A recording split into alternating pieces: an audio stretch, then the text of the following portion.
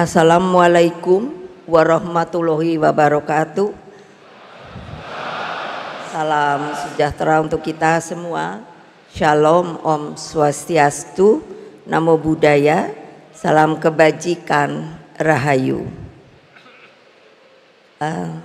Dengan segala hormat, karena kebetulan saya juga menjadi Ketua Dewan Pembina Ideologi Pancasila, jadi harus selalu mensosialisasikan, yaitu yang telah disetujui, selalu mengucapkan kalau saya begini seharusnya berdiri, tetapi juga tetap saja untuk duduk. Nah, nanti disambut juga dengan salam Pancasila. Tentu sebelumnya saya ingin mengucapkan banyak terima kasih kepada para tamu-tamu yang sangat saya hormati, dan tentunya anak-anakku yang sudah datang. Khas PDI Perjuangan, bagi para tamu itu kalau mau tahu, PDI itu kalau boleh datang itu maunya semua juga mau datang, tetapi saya kan bilang terus tempatnya mau di mana. Jadi hanya yang datang kali ini adalah mereka yang tentunya di dalam struktur itu yang pada mewakili. Tentu yang kami ingin sampaikan adalah rasa hormat dan terima kasih. Sayangnya Pak Mardiono tidak bisa hadir, tapi diwakili oleh Bapak Rusli Effendi, Wakil Ketua Umum, lalu Bapak Dr. Usman Sabta, Ketua Umum Hanura, Bapak Haritanu Sudipyo, Ketua Umum Perindo. Lalu saya harus mengatakan, karena saya waktu mereka bertiga itu minta pada saya, kalau kami yang lucu bilangnya begini, Ibu, kalau kami koalisi enggak bisa. Saya langsung bilang begitu, karena saudara-saudara sekalian, anak-anakku tersayang, harus di stressing bahwa banyak sekali mereka yang salah. Karena dalam sistem ketatanegaraan kita, boleh tanya pada Pak Mahfud, sistem kita adalah presidential system, jadi bukan parlementer. Jadi sebetulnya kita ini tidak ada koalisi lalu oposisi. Jadi memang agak susah sebetulnya, karena kalau tidak ikut lalu apa ya? Jadi saya bilang pada mereka bertiga, kerjasama, karena memang begitulah, tidak bisa koalisi karena kita sistemnya nanti parlementer. Oleh sebab itu saya mohon dengan segala hormat saya, dari kalangan pers juga harusnya memberikan sebuah pembelajaran masukan yang benar daripada sistem kenegaraan kita. Lalu kalau ada yang bertanya pada saya, kalau tidak ikut, tidak ini, ya itu artinya ya tidak ada bersama-sama. Jadi semua pada diam. Nah, itu yang saya ingin stressing. Beliau bertiga, dan setelah pemilu pileg presiden, beliau juga bertiga Tiga mengatakan pada saya, karena saya juga bertanya bahwa ini pileg pilpres sudah dinyatakan selesai, tetapi tentu saya ingin menanyakan Bapak bertiga bagaimana? Saya masih terus mau ikut sama PDI Perjuangan. Untuk itu saya tentunya sangat berbesar hati dan mengucapkan beribu-ribu terima kasih, karena sebetulnya harusnya begitulah tata krama yang namanya di negara kita ini. Lalu ada seorang senior partai, sudah lama tidak pernah muncul. Partainya dulu kami itu PNI, itu kakak saya. Dulu kami kuliahnya di Bandung. Saya di Pajajaran, kakak saya di ITB. Tapi akibat tahun 65 saya tidak tahu kenapa kita terus tidak boleh kuliah. Jadi kakak saya itu Bapak Guntur Soekarno Putra. Sekarang mulai tambah cerewet. Kenapa? Karena dari dulu saya suka bilang pada beliau, saya bilang mentang-mentang sudah kader inti. Kalau dulu di PNI ada kaderisasi dan yang paling tinggi adalah kader inti, tapi saya masih keroco. Jadi selalu mesti begini, mesti begitu. Lalu saya bilang, nanti saya lebih dari kamu. Sorry. Lalu dari Badan Pembinaan Ideologi Pancasila selalu dengan penuh semangat. Terima kasih sekali Pak Jenderal Purnawirawan Bapak Tri Sutrisno.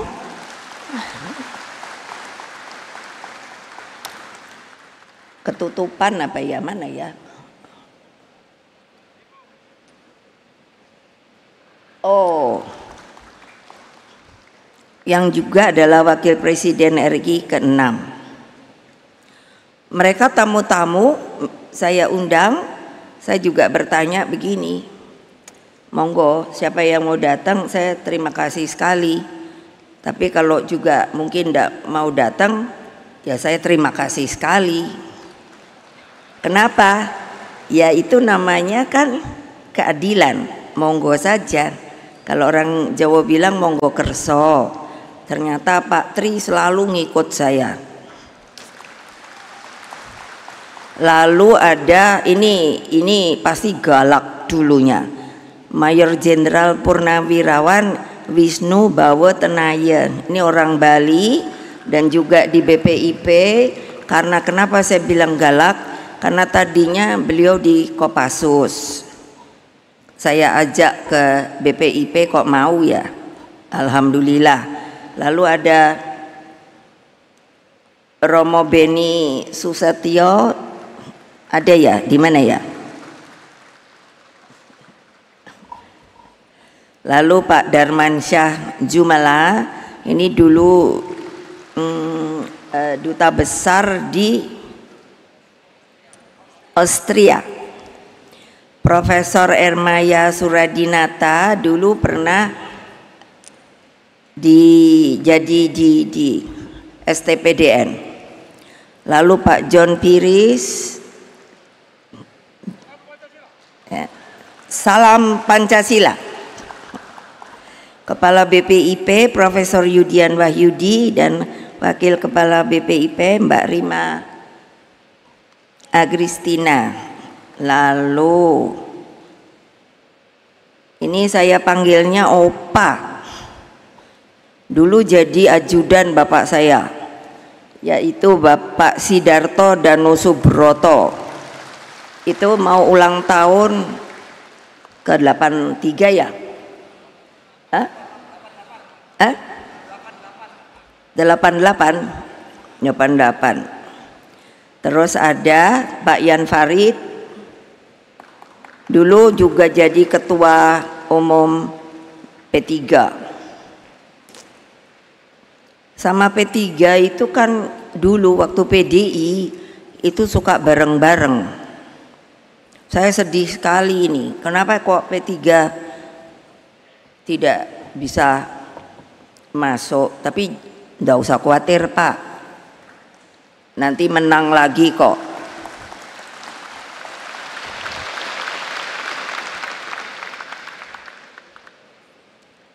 Lalu menteri, ini para menteri, lalu ada Menteri Pariwisata Ekonomi Kreatif Pak Sandiaga Uno,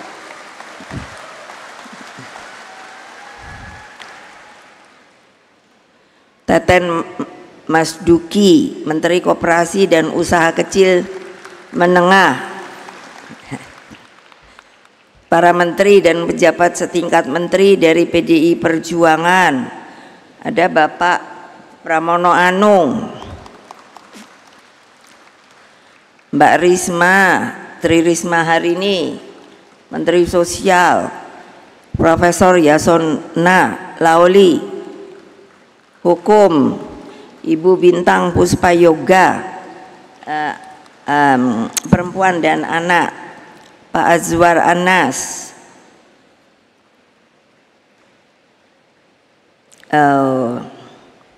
Pan RB, Hasto Wardoyo, BKKBN. Ibu-ibu senang sama beliau ya, karena beliau ini ngurusi keluarga berencana dan stunting. Dan yang terakhir Hendrar Prihadi, saya suka lupa, susah banget ininya. Jadi, dan tentunya tidak akan lupa, yaitu banyak sekali juga para tokoh masyarakat sipil, pers, para purnawirawan TNI Polri. Ada Pak Andi Wijayanto, mana dia ya? Oh itu di sana. Pak Andi Wijayanto itu putranya Pak Theo Safei. Dulu ada di PDI sampai PDI Perjuangan. Terus ada Pak Andika Perkasa.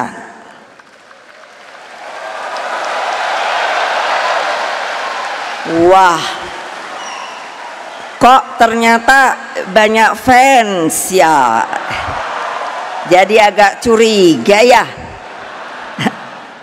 Beliau tadinya kan apa itu Panglima TNI, lalu Pak dari sejarah Profesor Asfi Marvan Adam, mana ya? Beliau ini kalau mau ditanya soal sejarah itu, aduh hebat sekali. Pak Muhammad Sobari, mana ya?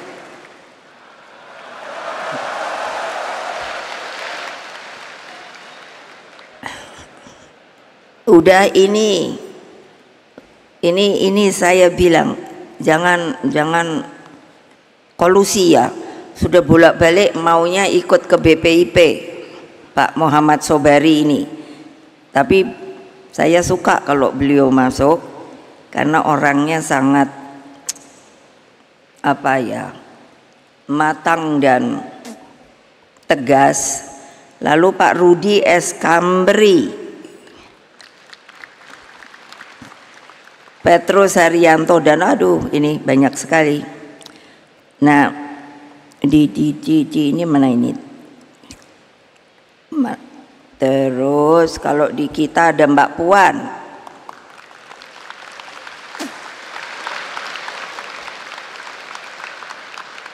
Mbak Puan, saya bilang pada Mbak Puan apa?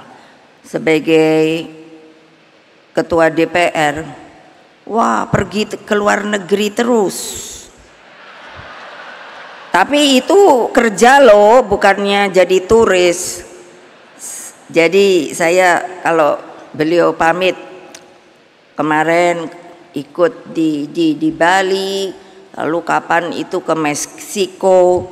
Jadi terus saya bilang gantianlah sama saya deh yang jadi anggota ketua DPR, kamu yang jadi ketua umum.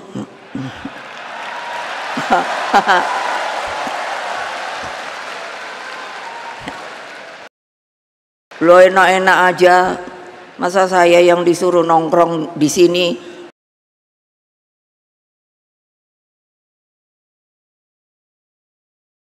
Terus keadaannya gonjang-ganjing nggak jelas. Terus opo nih? Dan tentunya seluruh jajaran DPP, DPD, DPC partai, dan teristimewa anak-anakku yang kusayangi yang berada di akar rumput,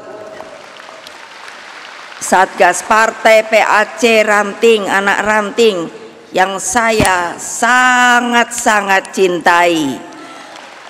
Ada juga Mas Butet Kertarejasa, saya diundang ke pamerannya, padahal dia ngamuk-ngamuk. Tapi saya bilang, kamu tuh kan seniman ya, nggak usah ngamuk-ngamuk, kreasinya aja dibikin ngamuk-ngamuk. Lalu Pak Bambang Kesowo, mana ya?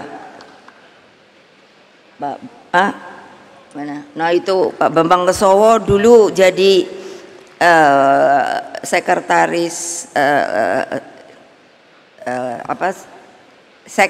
sekneknya saya. Lalu ada juga Pak Lukman Hakim Saifuddin, ini putranya Pak Saifuddin Zuhri. Dulu bapaknya Pak Saifuddin Zuhri itu salah satu menterinya Bung Karno, betul kan? Iya, makanya saya tadinya mikir, kok berani juga ya datang ke PDI Perjuangan. Oh iya, bapaknya teman bapak saya. Siapa lagi? Ternyata sudah. Dan semua yang telah hadir, yang tentunya telah memberikan support kepada PDI Perjuangan selama ini, sehingga tentunya merdeka, merdeka, merdeka, salam Pancasila.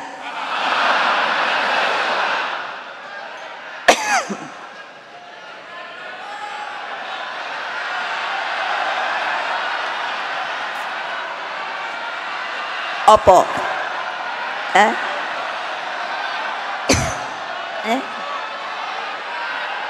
Ya lupa banget. Iyalah, saya juga tahu. Sengaja disembunyikan. Enggak, belum dipensiunkan. Terus berjuang. Satya Evam Jayate. Puji syukur kita panjatkan kepada terutama Pak Ganjar, Pak Mahfud, bahwa masih tetap kuat. Ya dong, kalau berdua ini apa ya,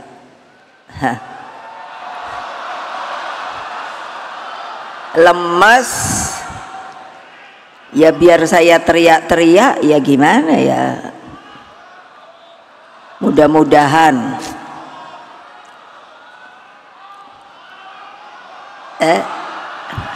nggak dengar. Oh, ada juga yang masih diingat ya. Jadi waktu itu, Ibu, saya boleh nggak ketemu? Kenapa nggak boleh? Saya bilang gitu. Ada yang mau saya omongin. Wah, kok kayaknya ini sekali ya. Serius? Ya udah datang. Gitu. Ibu, saya mau pamit. Lo mau pamit kemana? Kan gitu toh. Oh saya mau pamit keluar. Saya pikir mau keluar negeri kan. Jadi saya hanya bilang kan, ya sana pergi oleh-oleh ya gitu. Tahu-tahu bukan ibu, saya mau keluar dari Pertamina. Loh, kok keluar dari Pertamina? Karena saya tidak sejalan sama bos saya. Terus saya bilang, ini bener loh, ntar wartawan jangan goreng-goreng loh. Ternyata kan bener ya. Saya kaget juga loh. Waduh, bagaimana nanti keluarganya ya? Saya nanya, gimana kalau nggak ada gaji? Sip bu, pokoknya semuanya beres. Oke, silakan. Nah sekarang terus nanya, saya boleh terus ikut di PDI Perjuangan? Sip.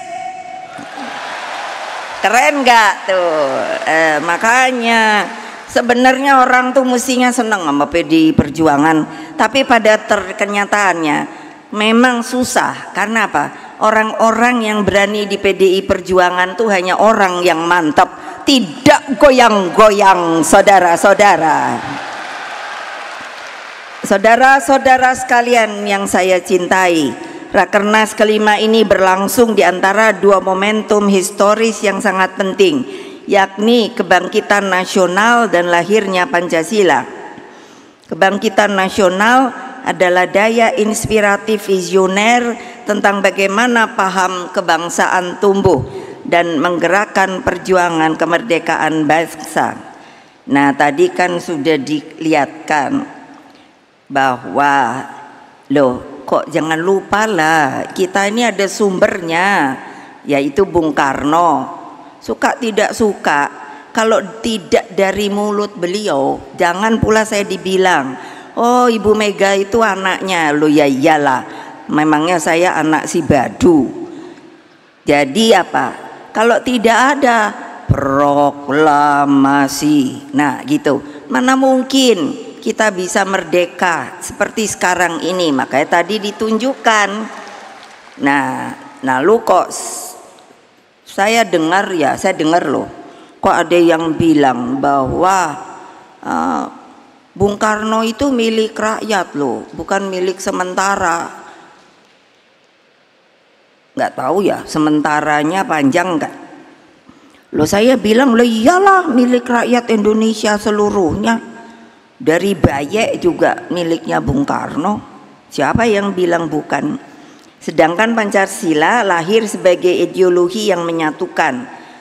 Tadi juga kan Pancasila gitu. Pancasila adalah falsafah prinsip kehidupan berbangsa dan bernegara, dan ideologi geopolitik bangsa dalam membangun persaudaraan dunia.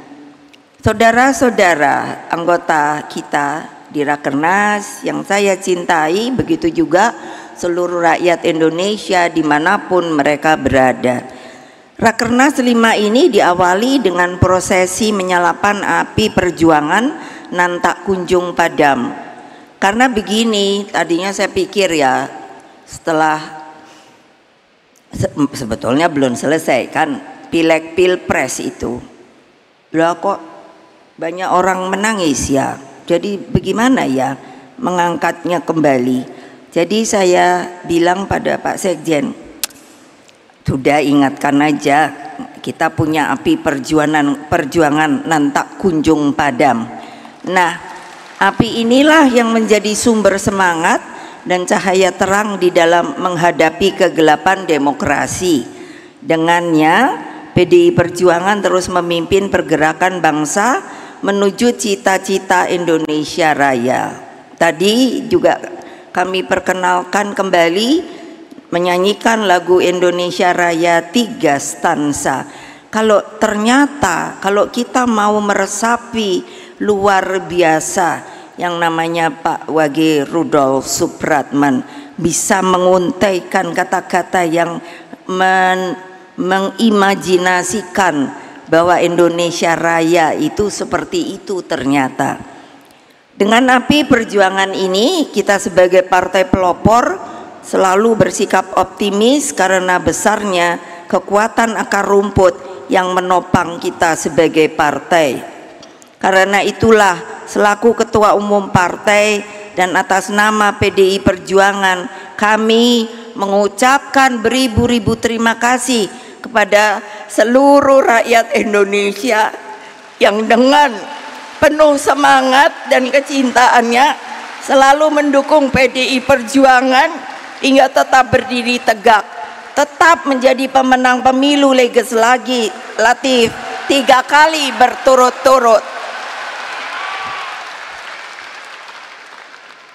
Tidak apa-apa, tadi kan ada banteng penuh panah. Ya saya bilang nggak apa-apa kok, kita tahan banting kok. Berani apa tidak? Takut apa tidak?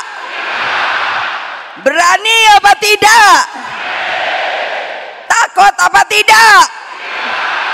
Berani apa tidak? Takut apa tidak?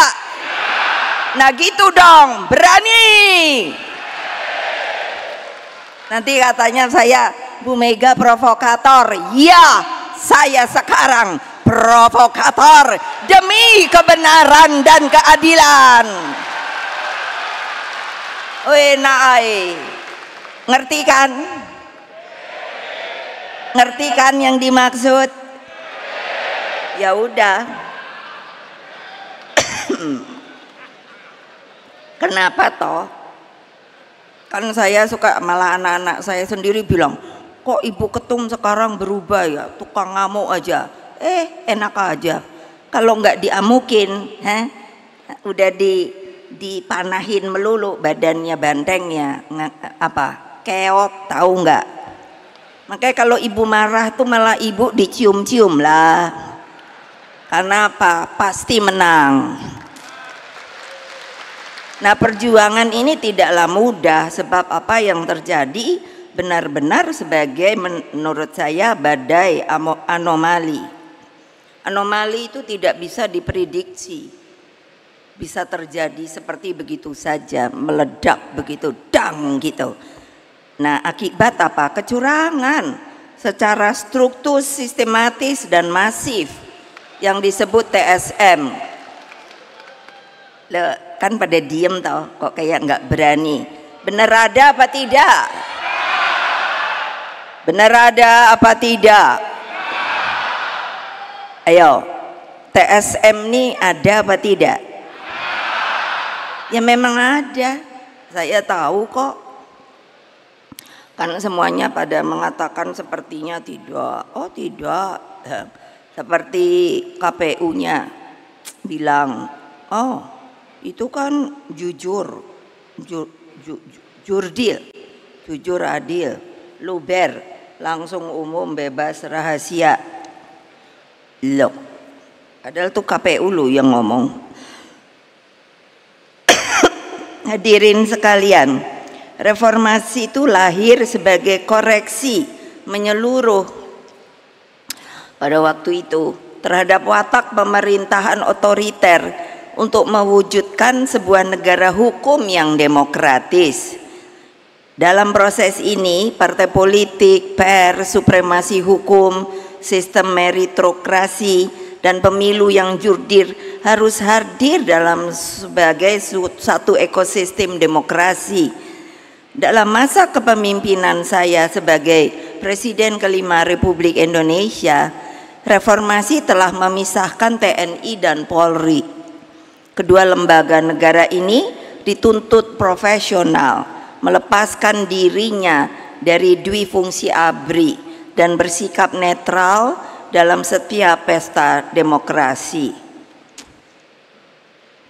Jadi saya jadi ingat ketika menjadi selaku mandataris MPR terakhir, saya menerima penugasan untuk memisahkan TNI dan Polri.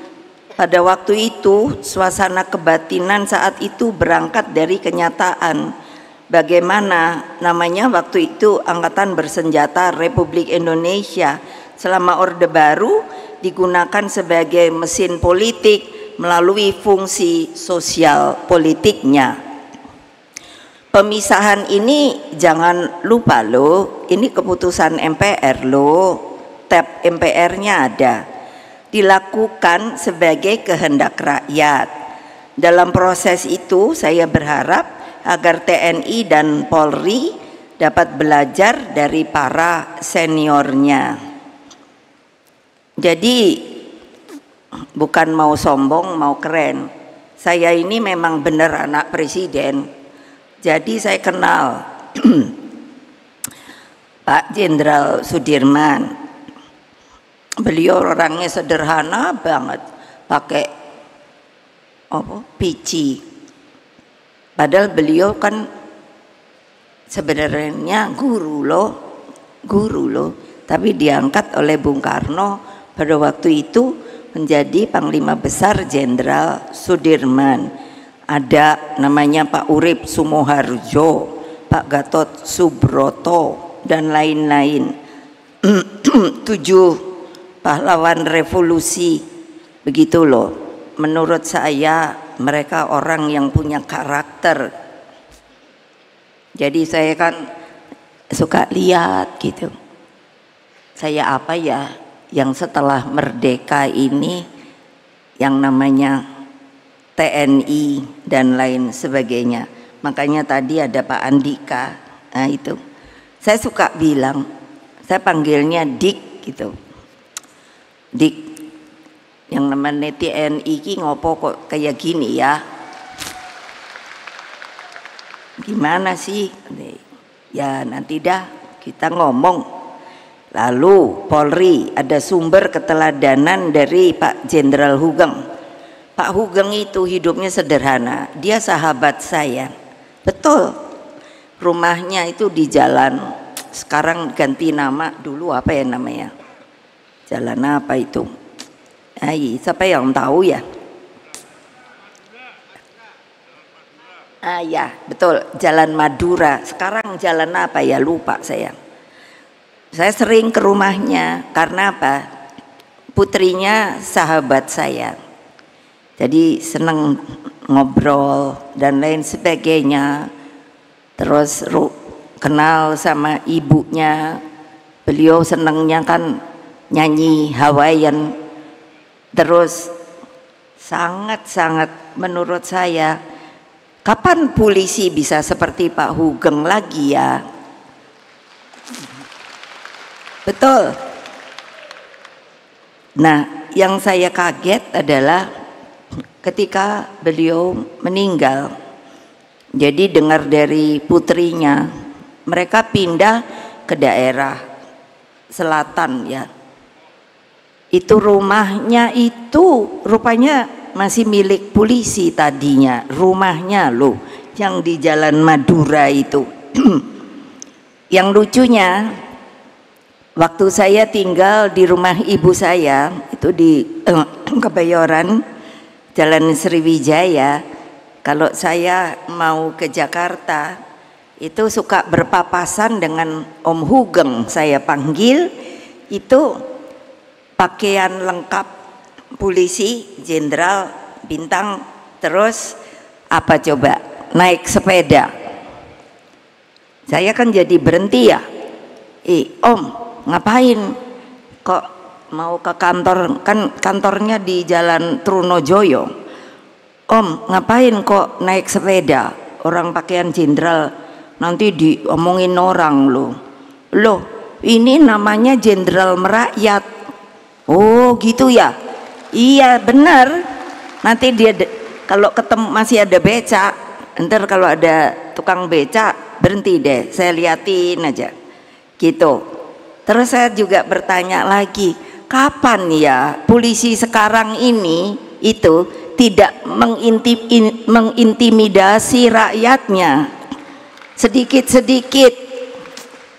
Kalau ini terus diintimidasi loh, terus nanti pasti ada yang Ibu Mega fitnah. Enggak, saya ngomong gitu aja, orang memang ada buktinya lah, tapi kan saya diem aja. Tapi kan kita ini bukan rakyat Indonesia, warga negara Indonesia. Yes, partai kita ini Pak Mahfud sah apa tidak? Sah apa tidak? Nah, sah kan? Lah kok kita di TSM, betul apa tidak? Ayo mikir. Lo ya lo.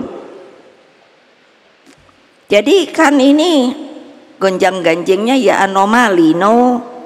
Masa TNI Polri dibawa lagi ke politik praktis sebagaimana kita rasakan dalam Pilpres yang baru saja berlalu.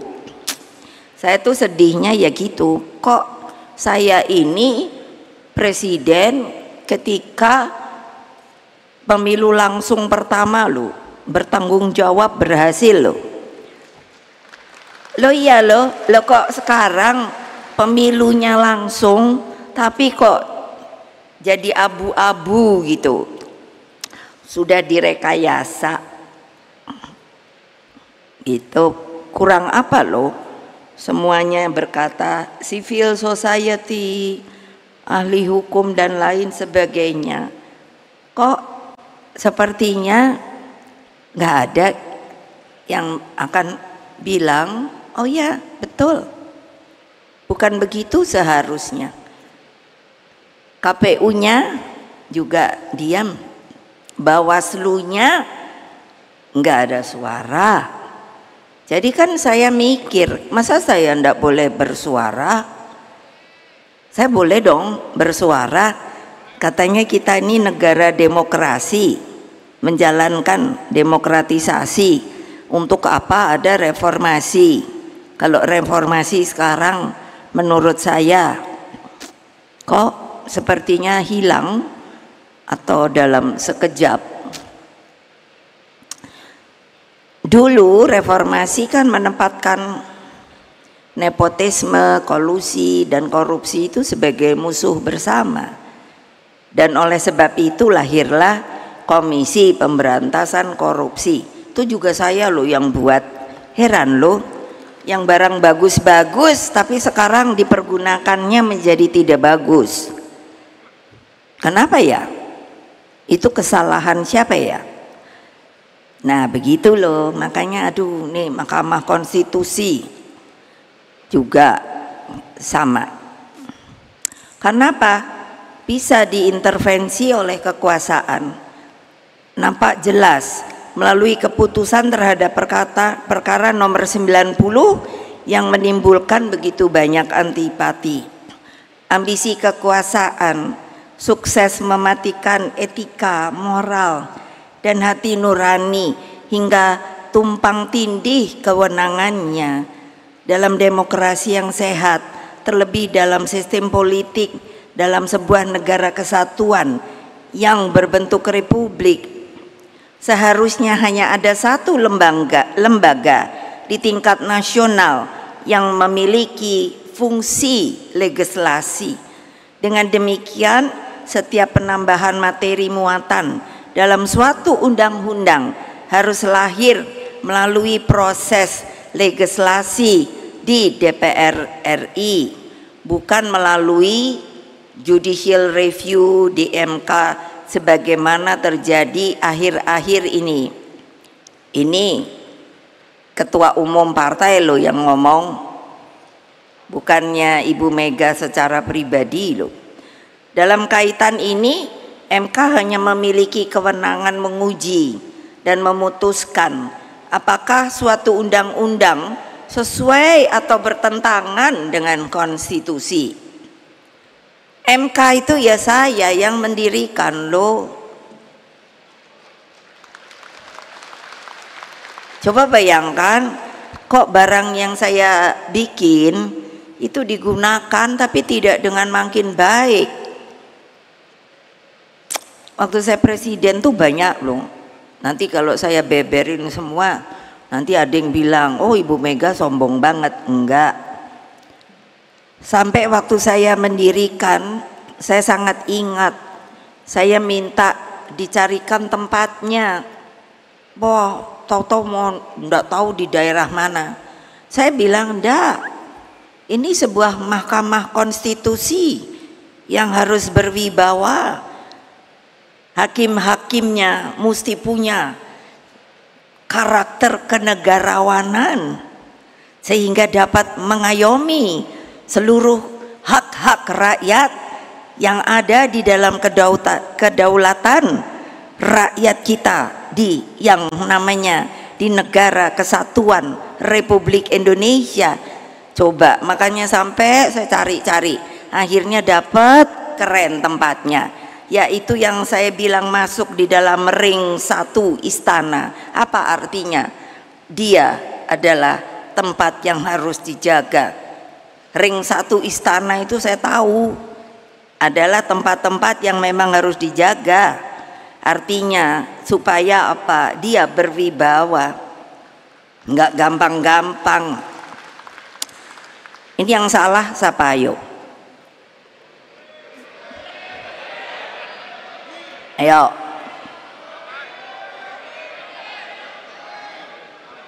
Mbok kalau jadi partai, katanya partai itu kita solid bergerak. Mbok kalau teriak tuh semua gitu tuh, what gitu loh.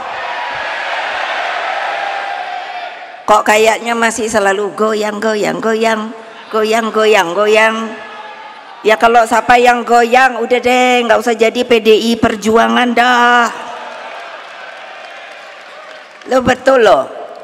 Kayak ini saya bilang sama Pak Hasto, kamu tahu nggak sih tarian poco-poco? Apa tuh Bu? Asik loh. Dulu saya sama Bung Karno suka nari poco-poco, teko gitu, keren. Tapi terus saya bilang sama bapak saya, kenapa mundur maju ya Pak? Kok kamu sampai mikir begitu? Lah ya kan maju mundur maju mundur gitu. Nggak usah mundur deh Pak, maju terus pantang mundur. Gawat deh Republik Indonesia ini. Ya saya sampai tidak ada lagi apa ya, hati yang bisa menjadi terbuka loh. Sampai nulis loh, sampai saya bilang seorang warga negara bernama Megawati Soekarno Putri, lalu dengan bagian dari pecinta pengadilan yang namanya amicus curiae, coba kurang apa ya, terus agar setiap ketukan palu hakim MK benar-benar menjadi palu emas bagi tegaknya konstitusi dan demokrasi, bukan palu godam kegelapan yang seperti terjadi saat ini. Ya diem aja tuh, nggak usah teriak merdeka deh.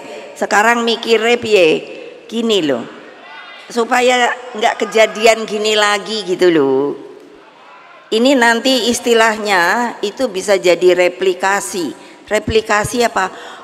Kalau bisa begini seperti yang sekarang kejadian, oke. Makanya bisa nanti yang 5 tahun lagi dibegitukan lagi. Wah, bayangkan Indonesia apa nggak makin bubrah ya? Ayo gimana? Makanya mikir. Nah, nggak usah ngelawan.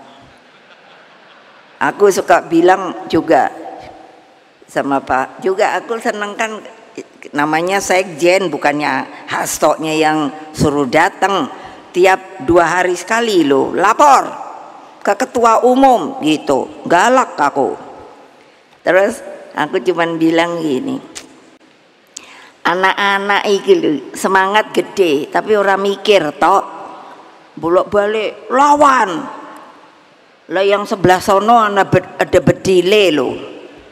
Nah kene mau pakai opo ayo cobain. Makanya udah pakai omongan we. Itu tadi ada ini sopo namanya tuh, ntar dulu, Pak Aiman tadi datang dia. Loh, orang ngomong kok malah terus dipanggil toh. Lah saya ya bilang loh, makanya ngapain takut?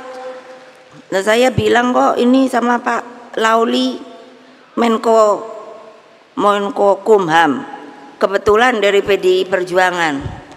Saya bilang, awas lo ya, kamu Kumham lo, kalau enggak belain rakyatmu, aku copot dah. Tadi di mana ya?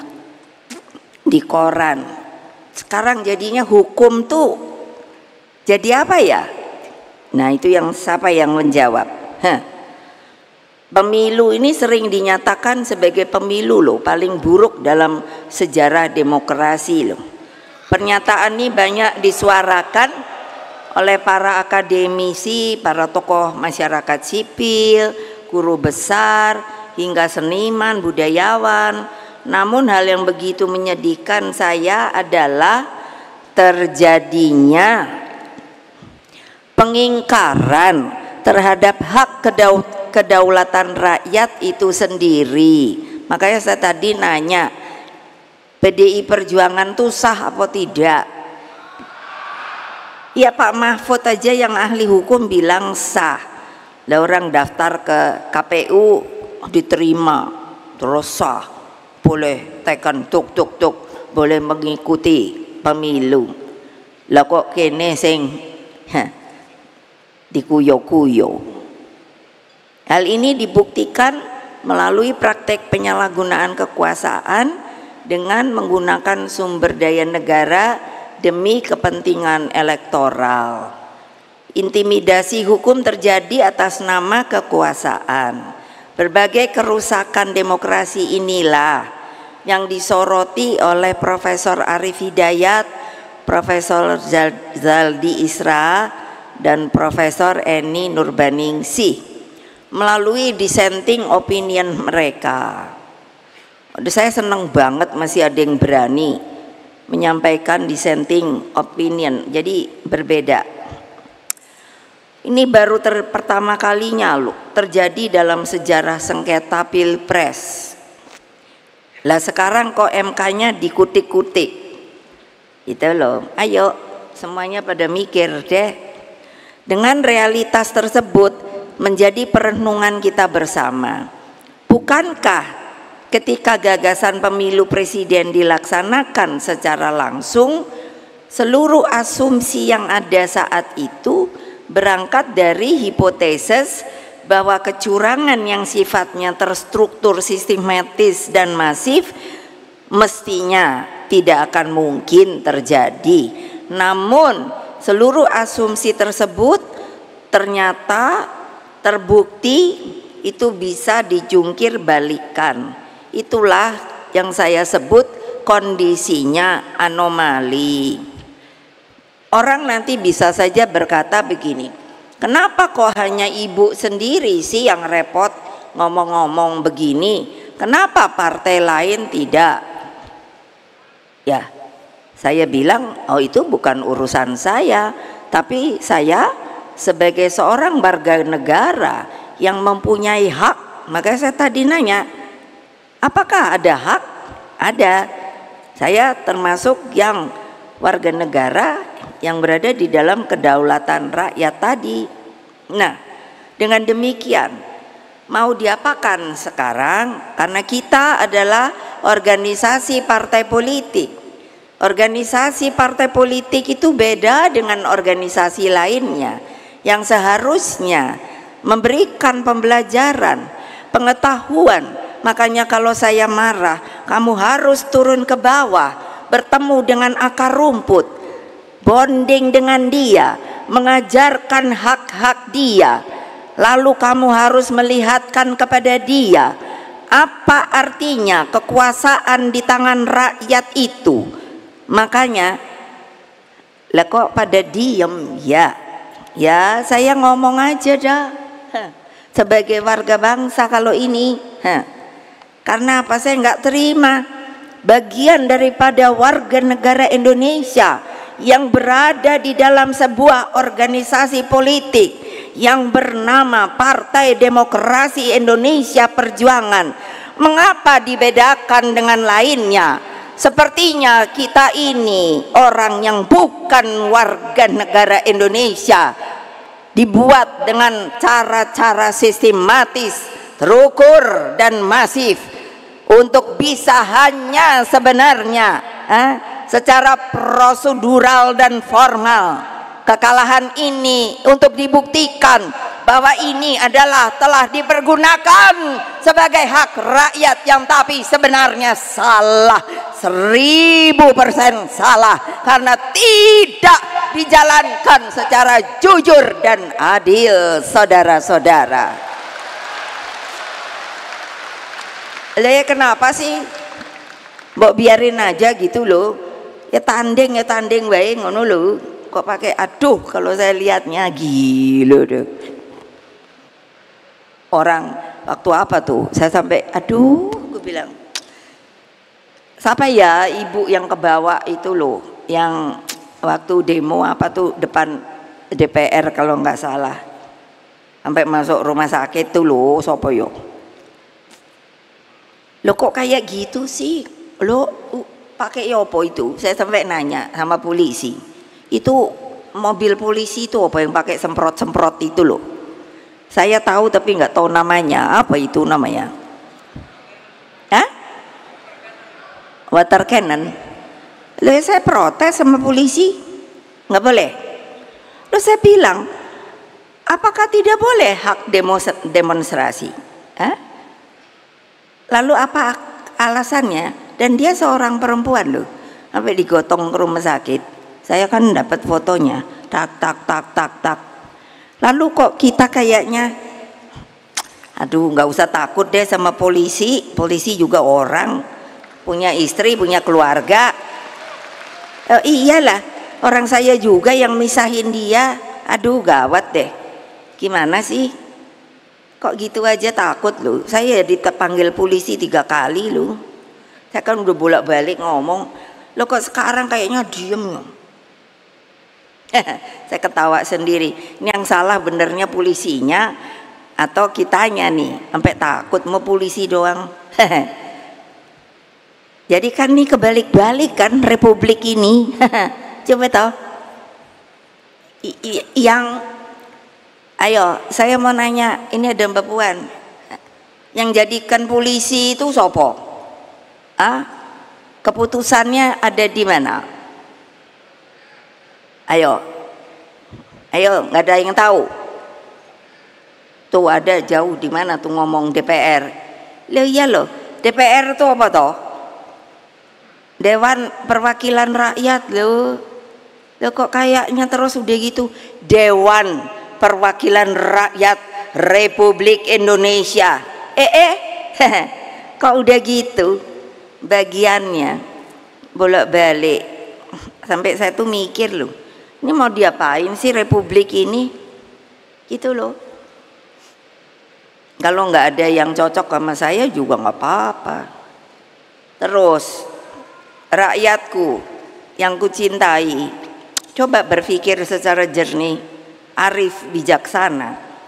Terjadinya anomali demokrasi secara gamblang dijelaskan oleh Dr. Sukidi, seorang pemikir kebinekaan yang disegani. Sosok cendekiawan ini menjelaskan fenomena kepemimpinan paradoks yang memadukan populisme dan Machiavelli, hingga lahirlah watak pemimpin authoritarian populism. Dalam karakternya yang seperti ini, hukum pun dijadikan pembenar atas tindakannya yang sepertinya memenuhi kaidah demokrasi, namun sesungguhnya hanyalah prosedural. Disinilah hukum menjadi alat, bahkan pembenar dari ambisi kekuasaan itu. Inilah yang oleh para pakar disebut dengan autocratic legalism. Ini bukan saya ngomong loh, nanti mulut saya yang ngeluarin, tapi ini kan para pakar.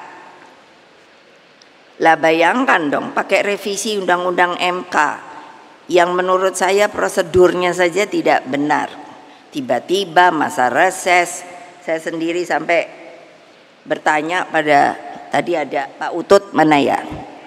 Nah, Saya tanya sama beliau, ini apaan sih? Mbak Puan lagi pergi, yang saya bilang ke Meksiko, kok enak amat ya?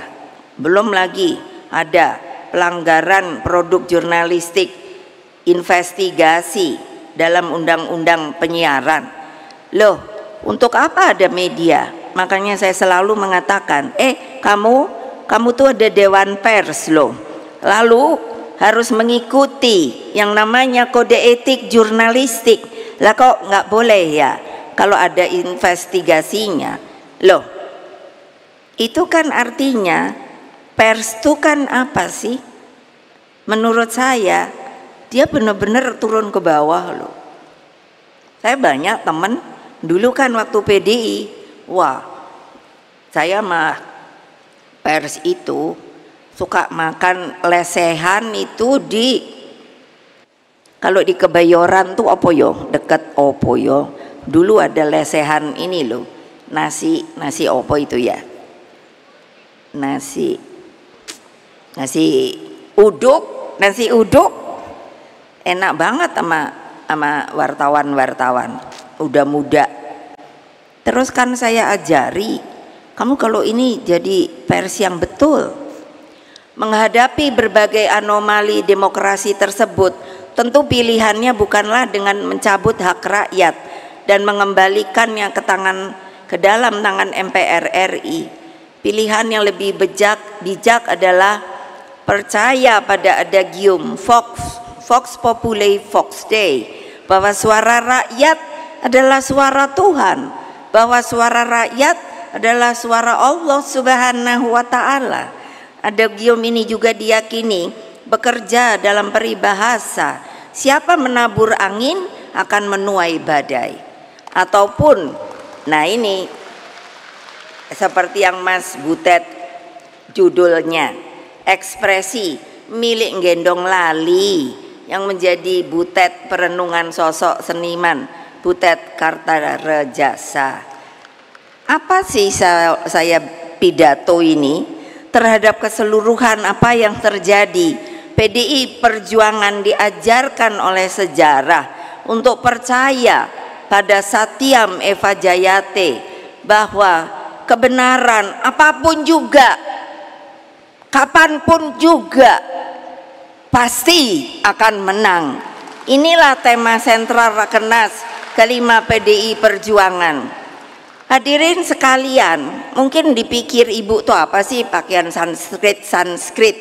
Ini saya belajar sejarah loh. Saya dapat spirit ini itu ketika Raden Wijaya sedang dikuyok-kuyok pada akhir abad ke-13. Ternyata pejangan itu diberikan oleh seseorang, kamu jangan putus asa.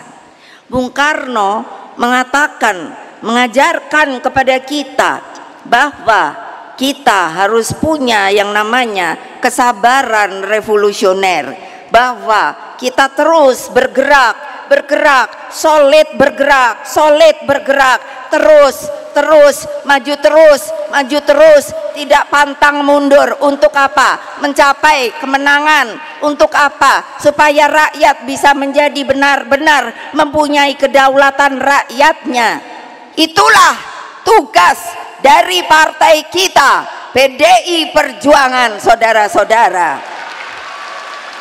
Siapa yang tidak setuju, angkat tangan.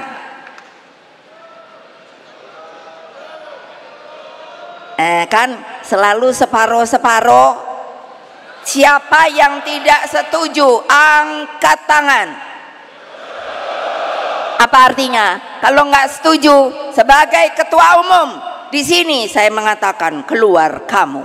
Tidak perlu ikut dengan partai kami, karena partai kami adalah partai yang mempunyai keteguhan dan kesabaran yang luar biasa.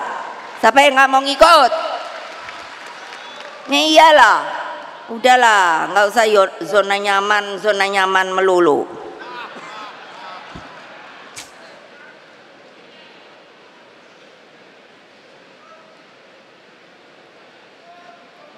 Nah ini juga saya senang sekali menulis kata-kata mutiara. Lah berarti bukan Raden Wijaya saja loh yang ngomong seperti ini. Iya, ini pesan politik kebenaran yang juga dapat diambil dari keteladanan Nabi Muhammad sallallahu alaihi wasallam. Apa coba? Beliau mempunyai seorang teman, sahabat. Terus menurut ceritanya itu yang saya baca, dia hidup paling miskin namun sangat berbahagia, yakni Abu Dzar Al-Ghifari. Rasulullah berpesan, kulil haqqa walau kanna muran. Apa artinya? Sampaikan kebenaran apapun meskipun itu pahit, kamu tetap akan bahagia. Coba bayangkan, itu nabi kita loh. Jadi jangan tidak percaya bahwa kebenaran itu ada, dan kebenaran itulah yang paling suci. Nah, ini lagi ada. Siapa yang ngomong? Itu Zenit. Nah, bilang apa?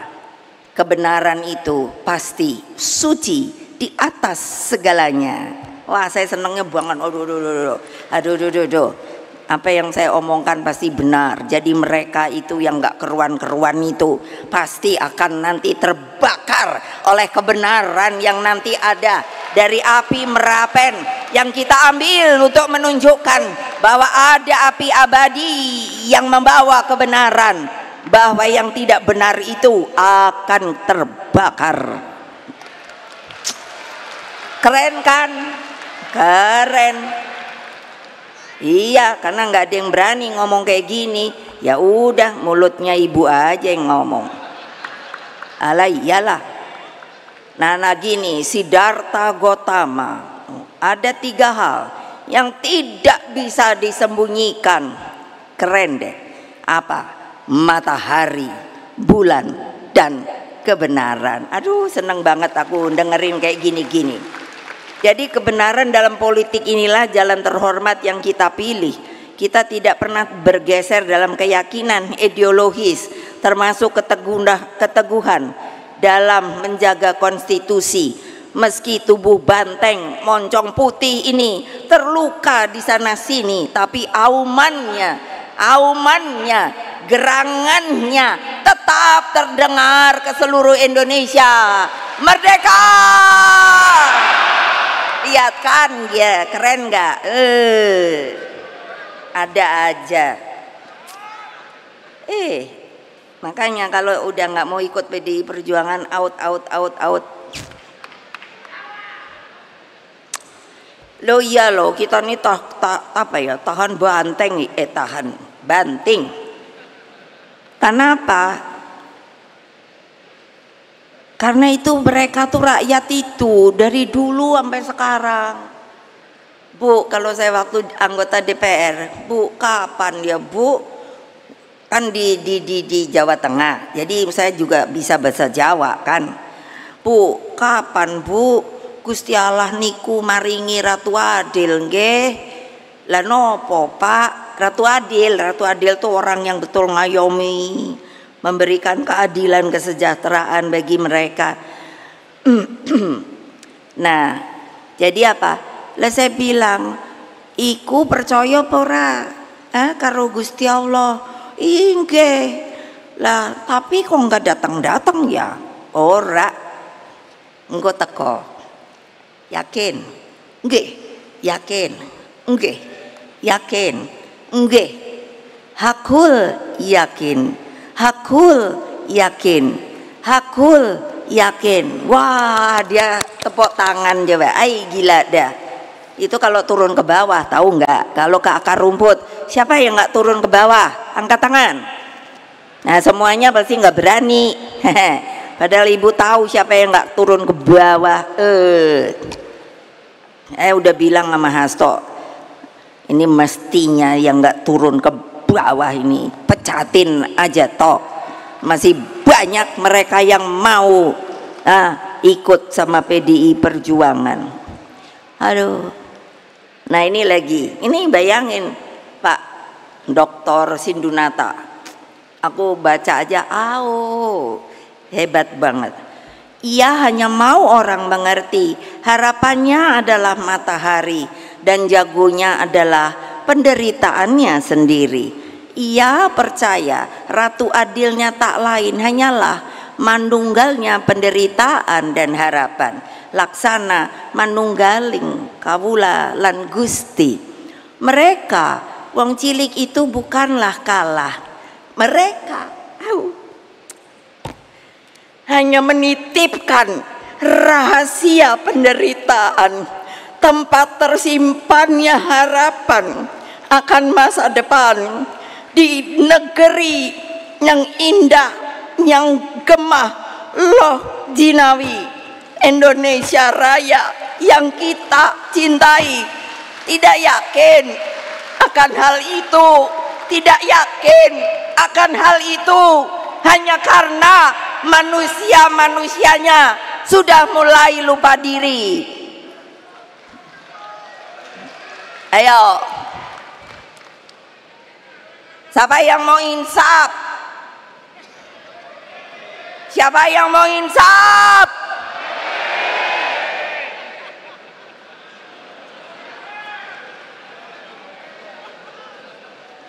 Saudara-saudara sekalian, rakyat Indonesia yang saya cintai dan banggakan dengan tulus, ikhlas, sudah menjadi tugas sejarah kita untuk tidak pernah berhenti berjuang, mengangkat harkat dan martabat para petani, buruh, dan nelayan.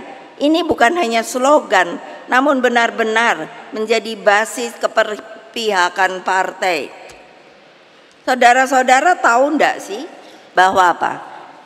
Para petani kita itu mbok pergi deh, temuin deh bahwa apa?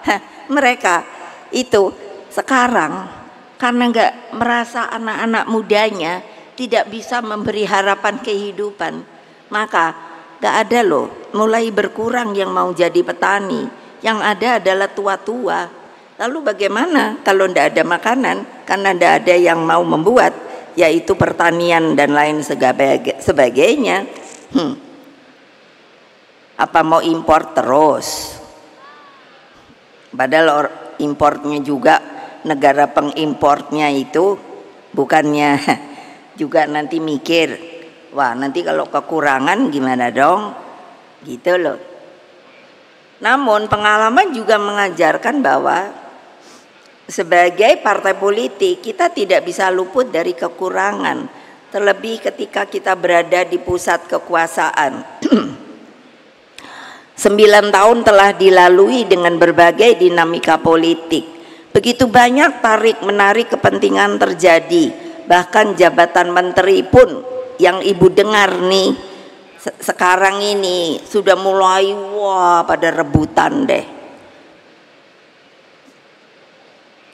Ketika menghadapi krisis multidimensi, saya lebih memilih membentuk kabinet yang ramping dengan jumlah menteri 33, tapi bersifat apa? Zakon kabinet, kabinetnya yang profesional.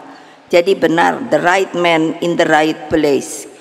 Terbukti krisis dapat diatasi dan seluruh hutang terutama dengan International Monetary Fund dapat dilunasi.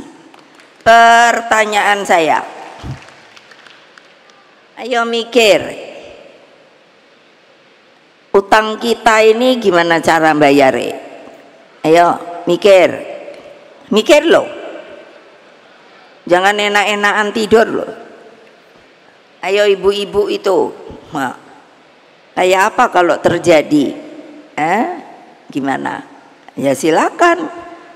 Di dalam mensikapi politik ke depan, sebagai partai yang memiliki sejarah panjang di dalam memperjuangkan demokrasi, kita tetap menempatkan penting adanya checks and balances, bahwa demokrasi memang memerlukan kontrol dan penyeimbang. Namun kita juga tidak menafikan bahwa berpolitik mengandung esensi untuk selalu mendapatkan kekuasaan. Hanya bedanya apa toh? Yaitu strategi dan cara untuk mendapatkan kekuasaan lah yang membedakan kita dengan yang lainnya. Dalam menghadapi tantangan yang tidak mudah ke depan, demokrasi semakin memerlukan penopang masyarakat sipil yang kuat, pers yang handal, jangan lagi suka bully-bully, aduh pusing. Lalu bebas tapi terukur, bukannya bebas liberalism, bebas terukur, termaktub dalam Pancasila, dan mengabdi pada upaya mencerdaskan kehidupan bangsa. Demokrasi juga memerlukan partai politik yang sehat dan berterlembaga, serta sistem hukum yang benar-benar berkeadilan. Lalu bagaimana sikap PDI Perjuangan terhadap pemerintahan ke depan? Tentu harus dicermati dengan seksama. Partai harus mendengarkan semua suara akar rumput, dari yang berteriak-teriak sampai sayup-sayup, dan terus berjuang bagi terlembaganya demokrasi yang sehat. Inilah bagian daripada skala prioritas kita di Rakernas kelima ini. Apa yang saya pikirkan saat ini lebih pada tanggung jawab agar berbagai persoalan yang berkaitan dengan perekonomian rakyat mendapat perhatian serius. Perekonomian jangan dipersempit hanya sebagai upaya mengundang investor. Perekonomian bersentuhan dengan hak rakyat untuk mendapatkan pekerjaan, penghidupan yang layak, ketersediaan pangan dengan harga yang terjangkau, dan bagaimana merancang jalan Indonesia yang tentunya dapat berdiri di atas kaki sendiri. Saya sebagai Ketua Dewan Pengarah yang namanya BRIN, Badan Riset Inovasi Nasional, bayangkan saudara-saudara sekalian, dalam setengah tahun saya dalam memerintahkan untuk melihat yang namanya tumbuhan kita itu setengah tahun, 6 bulan, itu sudah masuk jumlahnya 2 jutaan lebih, dan ini mungkin akan terus dari lumut sampai pohon besar. Apakah itu bukan potensi bahwa kita sebenarnya benar dapat berdiri di atas kaki sendiri, mempergunakan kekuatan kita, bukan hanya menadahkan tangan kepada orang luar.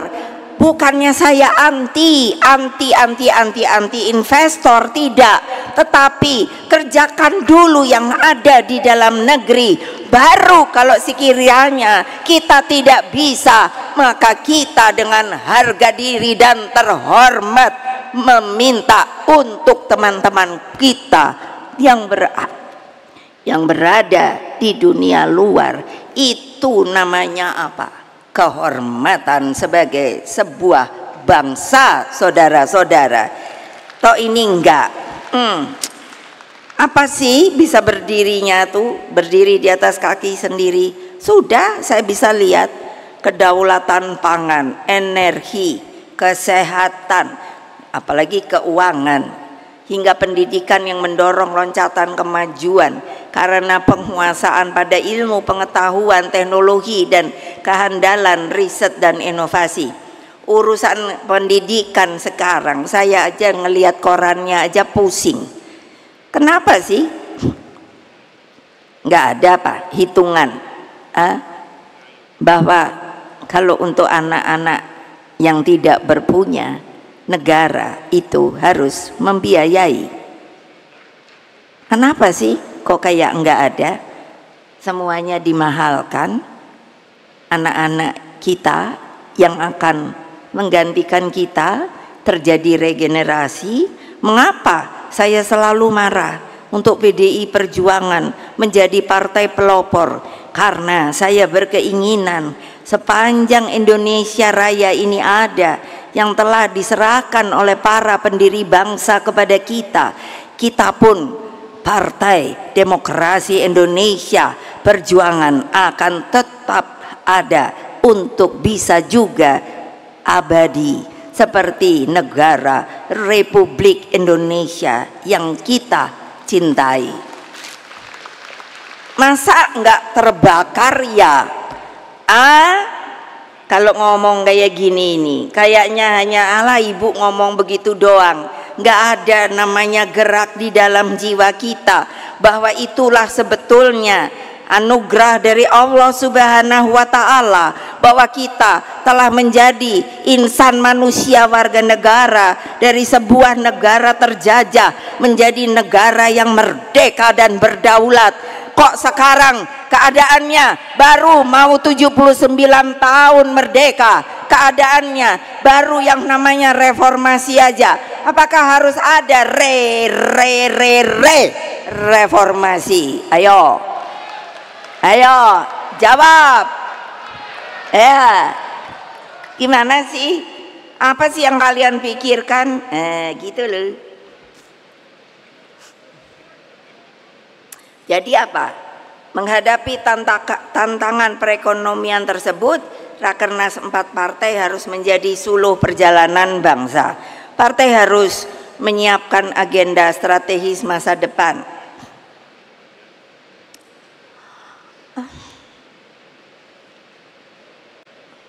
Namun pada saat bersamaan terus bergulat mencari solusi konkret atas berbagai persoalan saat ini. Lalu bagaimana ya? Ayo mikir. Siapa yang nggak mau mikir? Angkat tangan. Ya kan pasti nggak ada. Karena apa? Iya, kalau di depan ada ibu pada takut. Tapi kalau di belakang terus mulutnya begini, payah. Hadirin dan seluruh rakyat Indonesia yang saya cintai dan banggakan. Mewakili PDI Perjuangan, sekali lagi saya mengucapkan terima kasih atas dukungan yang diberikan baik kepada PDI Perjuangan maupun dukungan yang telah diberikan kepada pasangan Ganjar Pranowo dan Mahfud MD. Kasihan loh, aku kan kalau sekarang ketemu orang nggak tahu tuh untuk menyenangkan atau sebetulnya nggak benar. Ibu, kenapa ya kok Pak Ganjar Pak Mahfud kalah ya? Padahal saya tuh nyoblosnya itu Pak Mahfud sama Pak Ganjar loh. Ya mana saya tahu, kenapa kamu nggak jaga? Aku bilang gitu. Orang rasanya juga sampai kita tungguin loh. Ya tanya sana sama yang bikin TSM. Terima kasih juga saya sampaikan kepada rekan seperjuangan dari Partai Persatuan Pembangunan P3, Perindo dan Hanura serta seluruh relawan yang telah begitu setia berjuang. Kasihan loh kalau lihat angkatan yang apa namanya, sukarelawan dari angkatan tuh apa namanya? Atau Forum Penyelamat. Nah, Forum Penyelamat Reformasi dan Demokrasi. Saya kan ketemu, aduh semangatnya masih tinggi, padahal udah mulai tua-tua kayak saya juga. Terus kalau saya tanya, semangat dong ya? Siap ibu. Keren tuh Dika, mana dia? Bapak-bapakmu itu keren-keren, kamu jangan loyo loh. Pak Andika nih dianya kesang sama PDI Perjuangan loh. Sekarang dianya KTA-nya PDI Perjuangan loh. Asal jangan balelo aja kapan-kapan ya. Biarin dah kedengeran sama semua nih. Ai gawat deh. Terus apa lagi nih ya? Udah tinggal satu lagi. Aduh, percayalah tidak ada perjuangan yang sia-sia. Bung Karno menegaskan, bapak saya itu kan seneng banget teriak-teriak. Mungkin lama-lama saya juga kayak dia teriak-teriak melulu. Jadinya selalu kan kayak tadi itu kan, waduh kalau udah dengerin, tapi rakyatnya kok seneng ya. Jadi Bung Karno bilang, for fighting a nation, there is no journey ends. bersatu kita teguh, bercerai kita runtuh, habis gelap terbitlah terang. Semoga Allah yang Maha Kuasa meridhoi perjuangan kita. Wassalamualaikum warahmatullahi wabarakatuh. Om Santi, Santi Santi Om, Rahayu. Merdeka! Merdeka! Merdeka! Salam Pancasila. Kita pasti menang.